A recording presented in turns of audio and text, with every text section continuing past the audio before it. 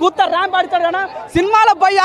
washing powder నిర్మా cinema చూడకపోతే కర్మ అన్న ఫీలింగ్ వెళ్తాడు మాస్ నీకు మాస్ కూత ర్యాంప్ ఆడిస్తాడు కదా సినిమాలో భయ్య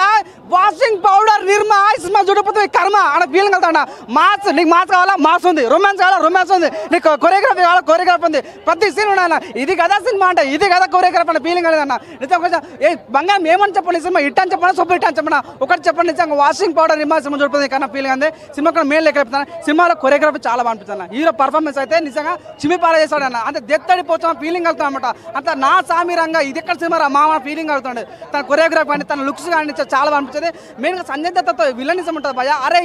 ఏం విలనిజం అన్న ఫీలింగ్ అనమాట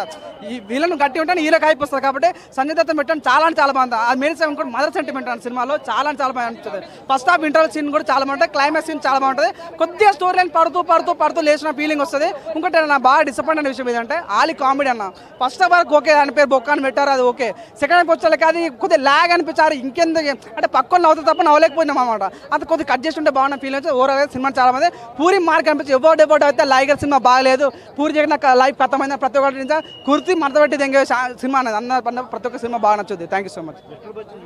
మిస్టర్ చూసాను నిజంగా అది వేరే లెవెల్ అంటే నిజంగా అది అంటే చూడన్న